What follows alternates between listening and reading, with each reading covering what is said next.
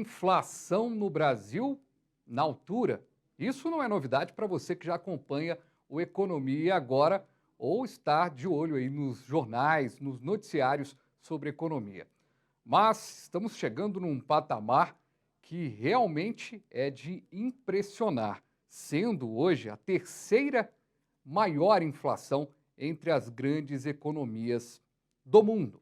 E para discutir esse tema, eu vou conversar agora, já fazer um link direto aqui com o Paulo Casaca, professor de economia do IBMEC. Professor, satisfação recebê-lo mais uma vez aqui no programa. O assunto é que não é tão agradável, é a inflação, né? Obrigado pelo convite, Fabiano. Pois é, mais uma vez falando de um assunto que não é agradável. Eu acho que virou, né? Economista tem que tratar disso, né?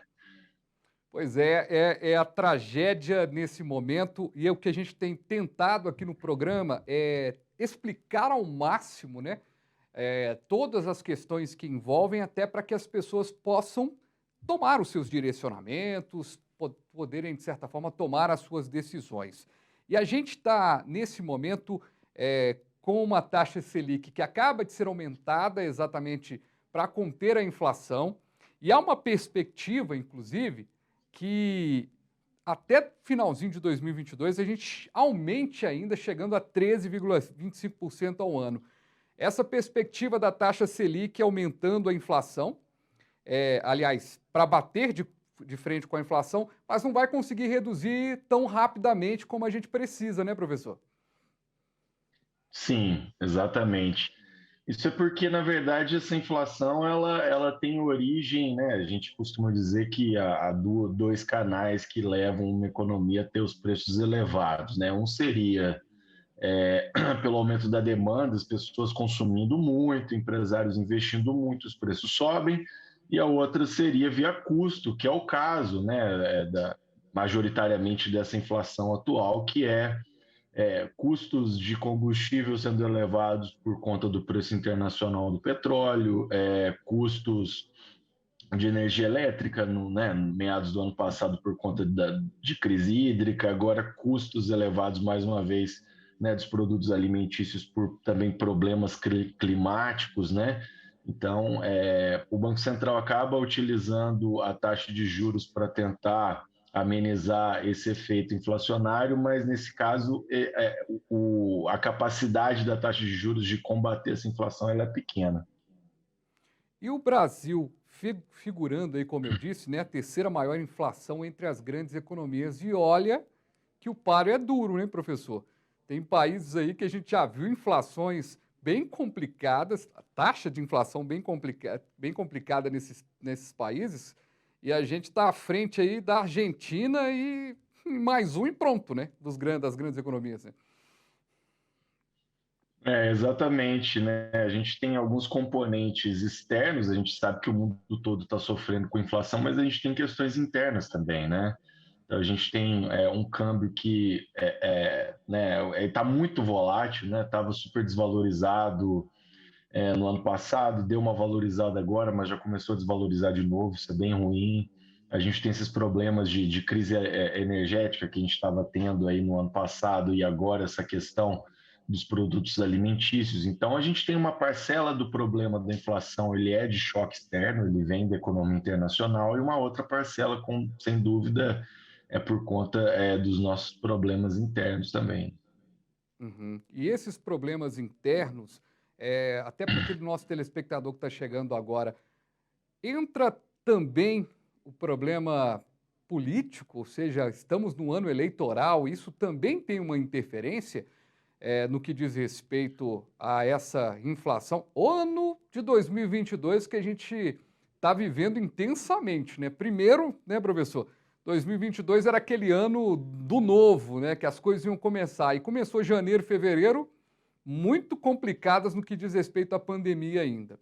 Aí agora que a gente respira um pouco mais da pandemia, eu acho que até a sensação, na maioria das cidades que a gente está falando aqui agora, pelo canal a cabo e também em todo o Brasil, pelo mundo também afora, pelo YouTube, muitas cidades, assim como o exemplo de Belo Horizonte, estão sem máscara já, ou seja, isso dá uma sensação de que, poxa, a pandemia já deu uma passada, aquele problema econômico. Mas o que a gente tem percebido é que aquela complicação no que diz respeito à pandemia para 2022 está sendo quase que figurante, dentre a tantos outros problemas, né?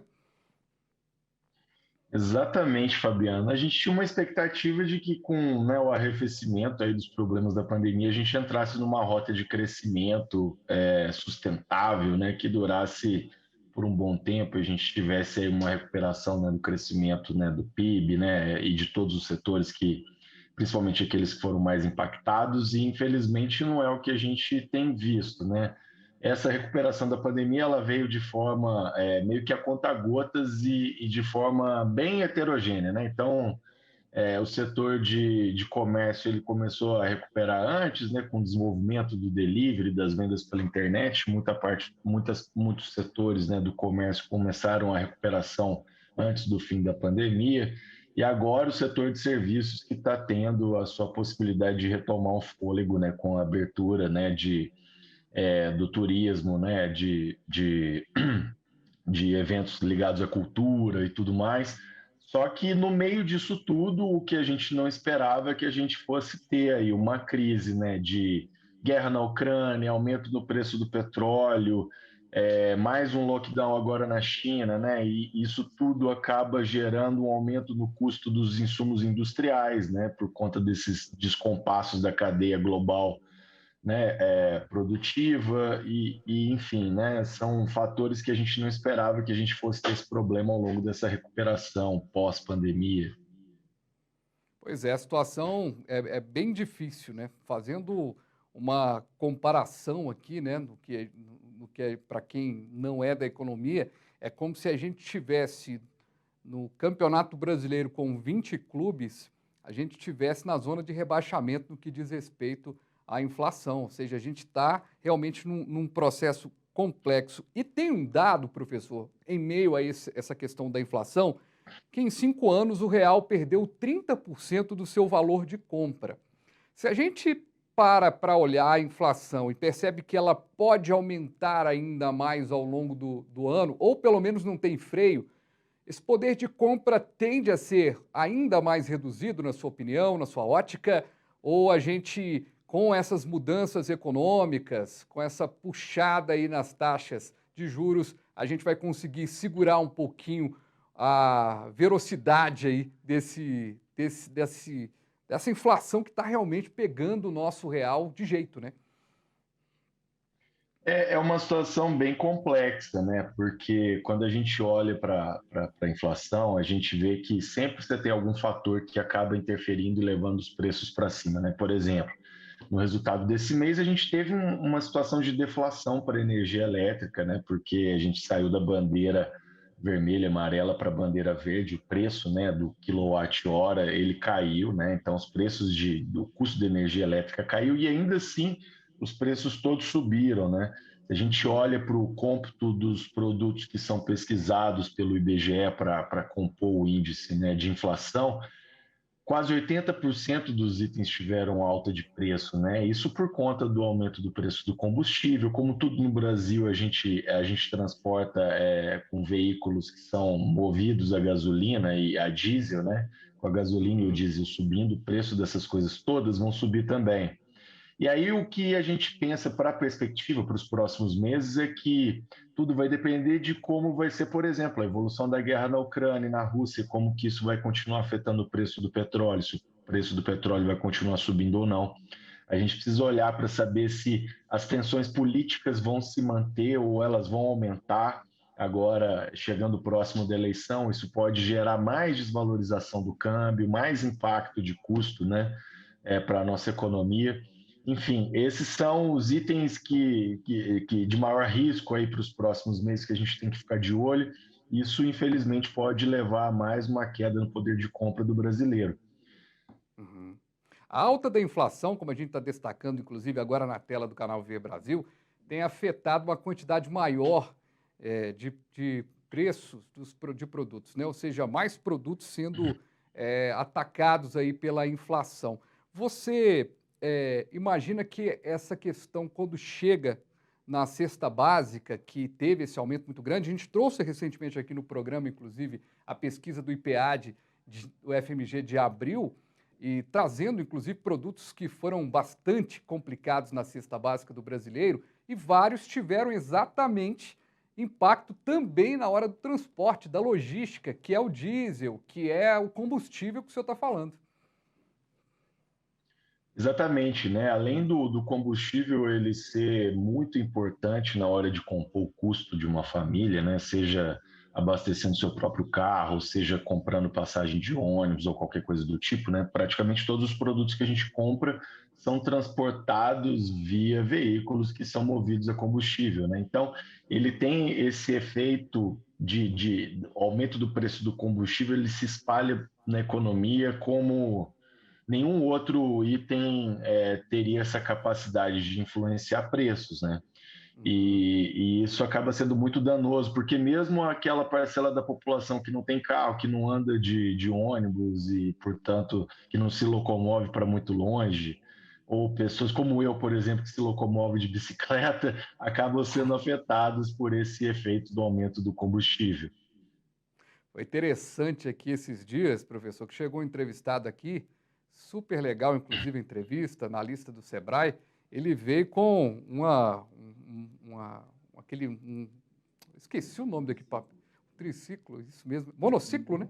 Monociclo, obrigado, Augustinho, Agostinho me lembrando. Monociclo que ele vem caminhando assim, vem, né, fazendo custou mais ou menos o preço de uma moto, ele falou que está gostando bastante. Eu falei, gente, vou comprar uma coisa dessa aí. Talvez não seja tão saudável quanto a bicicleta do professor, mas ter aí um monociclo pode ser interessante.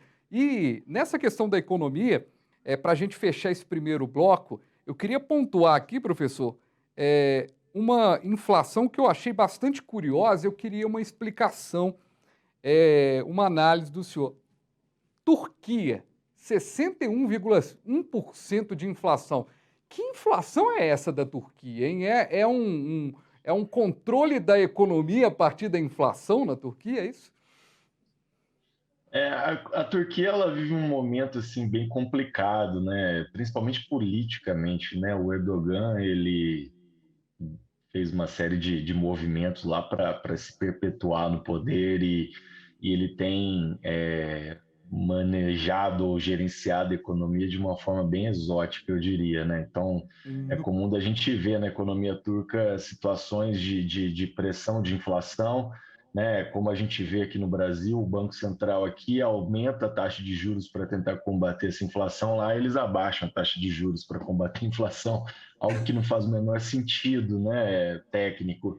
E esse fato do país agora ser quase uma ditadura, né, não ter mais democracia como havia antes, né, isso acaba afetando porque o país fica, né, exposto aos julgos de um governante que não entende nada de economia, que toma decisões políticas a seu bel prazer. Infelizmente, é o que a gente espera que não aconteça nunca com o Brasil, nunca mais, né?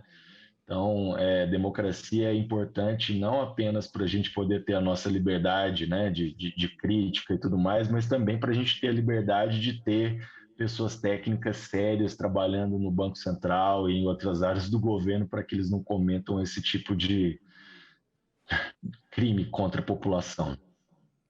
Pois é, fiz esse comentário aqui porque realmente salta aos olhos, né? Quando você pega todo mundo ali, aí de repente você olha o da Turquia, porque aí depois tem aí números ruins também, tem gente na nossa frente no índice de inflação, Lituânia, Estônia, República Tcheca, tá ali quase empatado nesse momento também e tal, mas vou te contar, que complicação. E como você bem destacou, professor, a democracia ela faz parte, tem que ter democracia, né? Porque desse jeito que a Turquia está, meu Deus do céu. A gente vai para o intervalo, rapidamente a gente volta aqui no canal Viver Brasil para continuar esse papo sobre inflação. Inclusive, a gente vai aproveitar esse momento para te explicar um pouquinho do que são as pesquisas realizadas pelo IBGE que a gente apresenta aqui, que a gente discute a economia. Já já a gente volta.